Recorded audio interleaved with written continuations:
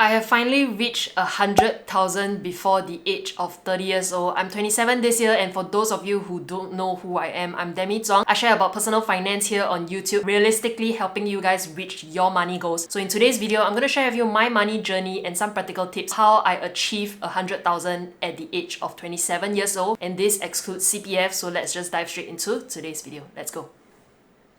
Before we dive into all those practical tips that I hope will help you in your journey to achieving whatever money goals that you would have, I just want to add a little bit to say don't compare yourself to many others out there. Even if it's your friends, do not compare to them and add unnecessary stress to yourself, because at the end of the day, we are all at different standing after having graduated from diploma or university. I graduated with no university debt, and that is why it has made my financial journey much more easier. If you do graduate with a student loan, definitely pay that off first, then work towards other financial goals that you have. So number one, the very first financial tip that actually helped me reach 100,000 by the age of 27 years old is to start working as early as possible. I remember the days after graduating from O-level secondary school. I had a 4 months break before going into my diploma studies at SIM. So I took an administrative role at UOB, paying about 7 or 7.50 an hour. I can't remember, but I remember those days filling in the timesheet, and after submitting it at the end of the month, you receive a huge chunk, and that was the salary that I've gotten. During my university days, I was actually working at Changi Airport at Ippudo Ramen Express. So after having gone through immigration, there was a ramen kiosk where you can get your ramen fixed before going on board an airplane. I was working there till like 2-3 a.m. in the morning. I took the shuttle bus home, and thereafter got myself some sleep, head for my afternoon lectures, and that was how I earned an extra income. I do believe that you should start working as early as possible if you are able to. If you're a person who needs 100% focus on your studies, then definitely focus on your studies first. Evaluate for yourself what kind of person you are. If you have extra spare time, then go out and get yourself some work to earn an extra income. And that is point number one, to start working as early as possible. Practical tip number two is living with a balanced mindset. And what do I mean by balance? To me, personally, I value experiences going out with my family and friends for food. I don't mind spending my money dining out at restaurants, etc. But I will balance it out by saving on other things that I do not absolutely need. Take for example, I don't spend my money buying expensive bags, branded wallets, etc. I only spend money on things that actually bring me satisfaction and happiness, and that is on food, dining out with family and friends. Another example on my mind is that I actually wanted to buy an Apple AirPods. I've been using this Sony wireless earpods for the longest time now, and I've gotten this from a credit card sign up promotion 3 to 4 years ago. It still functions fine, just that the battery is a little bit bad. It doesn't mean that I need a new one now, so until the time when this fails on me, I will not pull the trigger to buy an Apple AirPods just yet. So this is what I mean by living with a balanced mindset. Practical tip number three is to track and also budget your own finances. So you should be tracking your finances day in and day out to know your money inflows and outflows. And why I would say you have to do it is because in order to be able to reach your future goal in mind, you need to know your current situation, how your spending habit is, what have you been allocating every single month, how your spending style is like. If you can cut down in certain areas, tracking your finances will be able to tell you certain signals of how your current financial situation is like. There's this saying, if you fail to plan, you plan to fail. So definitely plan for how you want to reach your future goals. And let's say you have a goal to reach 100,000 by 30 years old. What is your current financial standing? How have you been spending? How can you tweak to cut down your expenses, or in a way bring in more income so as to reach your 100k by 30 goal? So this is something that I talk a lot about on this channel. I have a video talking about how I've been consistently tracking my finances for the past 8 years. This year will be the 9th year. I will link the playlist up above and also down below. I talk a lot about budgeting. I'm using Wallet by Budget Bakers, a mobile app where you can use on the go on your mobile phone to track your finances. Whenever you spend at a certain place, you can use that to track on the go. The second thing I'm using is my own personal finances spreadsheet, which is available on Coffee. I'll link up above and also down below. In my Money Diary series, I shared with you guys my income, my expenses, how I'm spending my money, and how I'm saving. That is something very transparent, which I don't really see on the internet as well. So if that has benefited you, definitely smash the like button so that it can reach more people, to educate them in their financial literacy journey. I hope that with whatever content that I'm putting out, it will help those of you out there in your 20s, in your 30s to reach your own financial freedom goal. My annual net worth spreadsheet is what I want to share with you guys today. Having reached 100,000 at the age of 27 years old, how I've been allocating my money. So this is my annual net worth spreadsheet. For cash and also my emergency funds, I technically combine it all together, and in total I have about 24,000 in my cash and also emergency funds. And the next two allocations is my bonds and T-bills. T-bills, and also my stocks capital. So bonds and T-bills, I have a total of 51,000 in there. I've allocated it into corporate bonds, which I've held since I was younger, and also SSB, Singapore Savings Bond, and T-bills, which I've applied about a year ago when interest rates was really still very good. Right now, it's still not too bad. It's at 2.8%-ish for the recent SSB. For T-bills, the return as of today is still pretty good at 3.8 something over percent for a 6 months period. So that is something that you can look at as well. For stocks capital, I'm tracking the capital that I've placed into my trading accounts on SafeTrade, Moomoo, and also DBS Vickers. So in total, I have $31,315.67 over there. In total, my net worth as of today, right now I've keyed it into the July column, but today's date is on the 25th of June. My entire net worth is at $100,569.58. This is how I've been tracking my net worth to see how it has progressed over the years. At the start of 2023, I was only at 64,000, and in my own videos, you will have known I took a mini retirement. I spent it in Korea, I spent it in Taiwan traveling with my mom, and that has decreased my net worth quite a bit. In my mini retirement video, I have mentioned the gains and the sacrifices. One of the sacrifices I mentioned was I would probably not be able to reach 100,000 before the age of 30 years old, and that has actually surprised me as I was tracking my net worth over the months in May and June, and I realized that I could actually reach my goal. If you have noticed, in May to July, there has been an increase significantly in terms of my net worth progressively. I'll share with you guys very transparently in the next video, so definitely subscribe and follow along on this journey. If you're interested to get this net worth tracker spreadsheet, I'll link it up above and also down in the description box below. So this is point number 3, the importance of tracking and budgeting your finances as early as possible. Practical tip number 4 is to learn how to allocate your money into different areas to earn you interest. This is the very basic thing that you can actually start off as of today in this high interest rate environment. Right now, the best savings account to go with if you're a salaried worker is UOB1 savings account, and that is giving you 3.85% on the amount that you're keeping with them just by crediting your salary and also spending $500 with them. That is one of the ways. If you're still with DBS multiplier,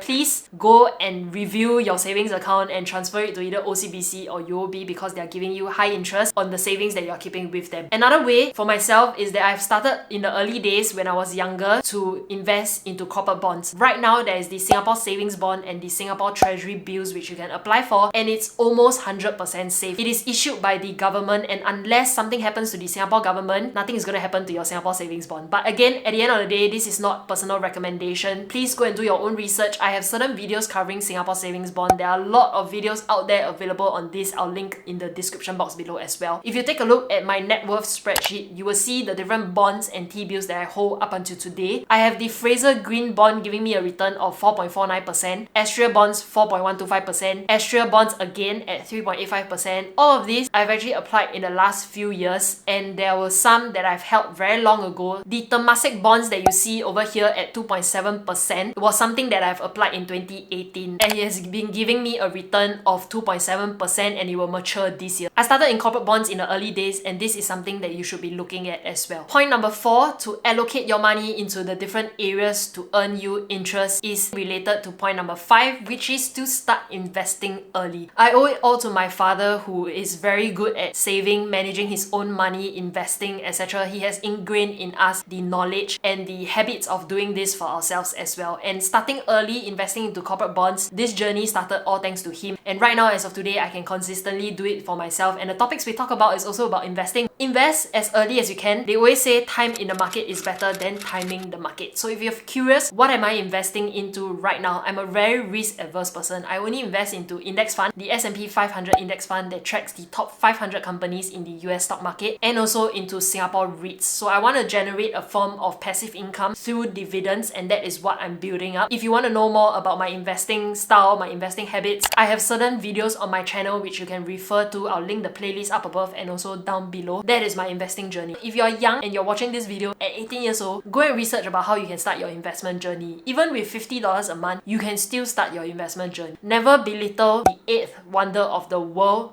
compound interest. That is something that I've also covered in a video. I'll link up above and also down below. So this is point number 5. Start investing as early as possible. Practical tip number 6 is to actually increase your sources of income. So don't just rely on your day job at 9 to 6 to get one source of income. In your spare time, what can you do to gain in some other form of income? And that is why I started this entire YouTube channel as well. One of the reasons I'm putting out financial literacy content, more than just helping all of you out there, I also wanted it to be another source of income, and that is what it is today. Although it is very small, as I shared in my Money Diaries series, you can tell how much side hustle income I have. And if you saw my net worth table earlier on, the last 3 months had gained a significant increase, which I will share with you guys very transparently again where it all came from in another video. But in today's video, I just want to say, have multiple sources of income, because relying on just your day job bringing in probably 3,000 to 4,000 a month, it will not increase your entire net worth significantly ASAP. If you want to reach your goal as soon as possible, you can also pick up some form of side hustle in your free time. On the weekends, you can also deliver GrabFood, Foodpanda, that kind of thing to bring in another form of income. This is what I advocate for, have multiple sources of income. For those of you who do not know, I do share my other sources of income in my Money Diary series, which I'll link up above and down below. If you're new to this channel, those Money Diary series is where I share very transparently how much I take home every single month, my income, my fixed expenses, and my variable expenses. If you are interested in that, refer to the video up above and down below. So point number 6, practical tip, is to have multiple sources of income. And the overarching or practical tip number 7 is having a bigger goal in mind. So I always keep my eyes on the bigger goal. Back then when I was younger, after graduating from university, or even during my university days, the bigger goal in mind that I had was just to be financially independent. I don't want to just rely on my parents. I didn't want to burden them with the things that I wanted to buy, and which is why I decided that, you know, to work and get some form of income coming in so that I can decide how I wanted to be spending my money. But as of today, the overarching goal that I actually have is to come out of this rat race of life. I don't want to be, at the end of the day, just working until the ripe old age of 60, 65, the retirement age, but I wanted time freedom, being able to just decide what I wanted to do with my spare time. This is what I'm working towards. I'm not saying that I'm gonna get financially independent and retire early. To me, financial independence and retiring early is being able to decide what to do in my spare time, to continue spreading financial content out here on YouTube, to spread financial literacy to people our age or younger than me or older than me. I want to help people in their own financial journey. So this is the bigger overarching goal that I have in mind right now. With this bigger goal in mind, it will also determine your spending habits. So take for example, I want to have time freedom, financial freedom, not to work for someone for the rest of my life, and that determines how I spend my money. At the end of the day, let's say if I wanted something, I would think, will this delay my goal? By traveling so much, so often, will this actually affect my bigger goal in mind to be financially free? If the answer is yes, then definitely I wouldn't spend on it. For those of you who have followed along in my mini retirement journey, it was something that I wanted to do, and even though it delays my financial freedom journey, I can actually try in other ways to increase my side hustle income in order to compensate for that so that it doesn't affect my journey. I hope you get what I mean. This is where I pose to you the question,